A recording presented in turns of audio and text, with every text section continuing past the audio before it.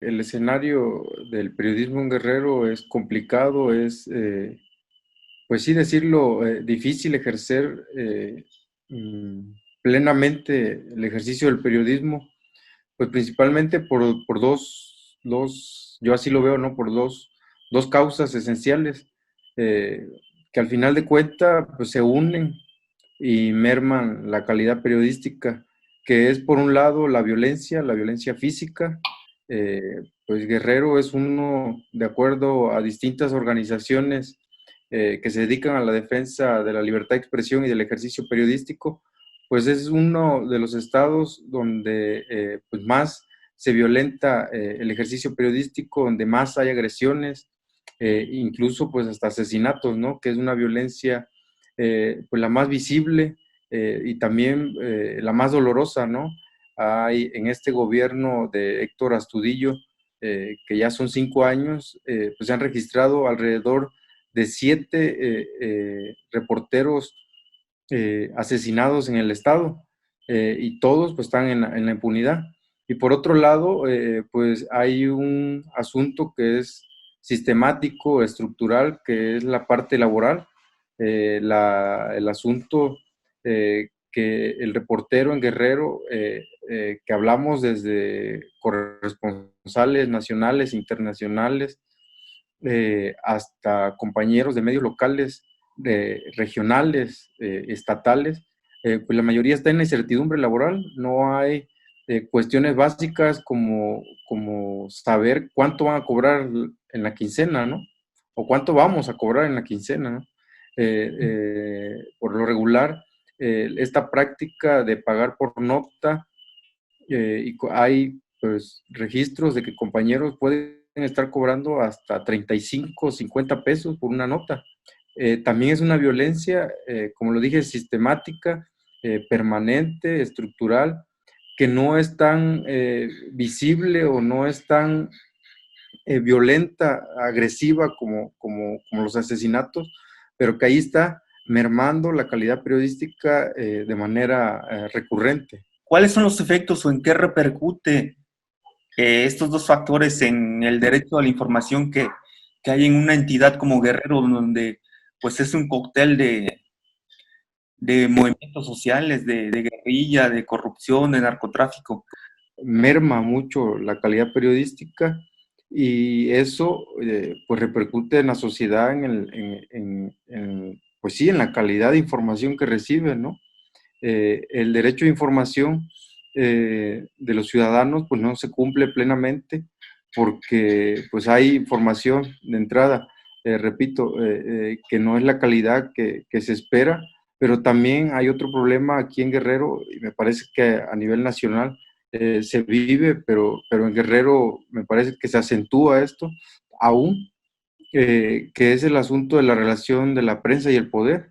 Eh, eh, la mayoría, me atrevería a decir que el 90% de los medios de comunicación, yo creo que más, 90-95% de los medios de comunicación dependen del convenio publicitario que da el gobierno del Estado, los ayuntamientos, el Congreso y los partidos políticos, las dependencias, ¿no?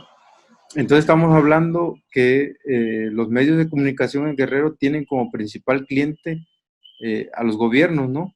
Que ahí se contrapone con la función, una de las funciones esenciales del periodismo, que es vigilar el poder, ¿no?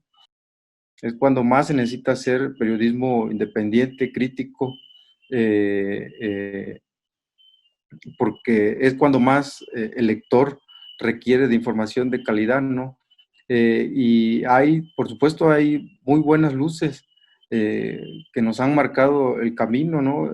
Hay que recordar los últimos años de este país, los cambios o los impulsores de esos cambios, pues yo me atrevería a decir lo que ha salido del periodismo. Hay que recordar, aquí irnos al año 2014, cómo empezó ese año, con Peña Nieto en la portada de esta revista Time, diciendo que era el Salvador de México, y cómo terminó ese año Peña Nieto, ¿no? Sí, Con con el caso. siendo sometido a la crítica, pero también a la revisión de su mandato, ¿no? Con este reportaje de investigación que es la Casa Blanca.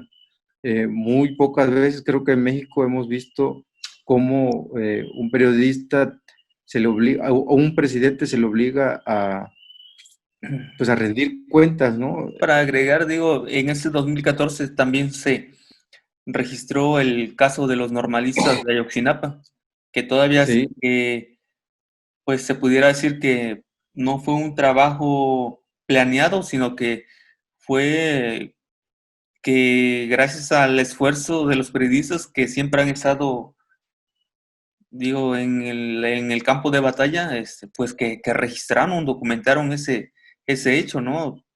Y en otro momento, si hubiesen, se hubiese creado una escena conveniente a lo que el gobierno quería que fuera, ¿no? sí, Que se diera esa historia, pero pues también creo que gracias a los periodistas fue que pues se supo parte de la verdad.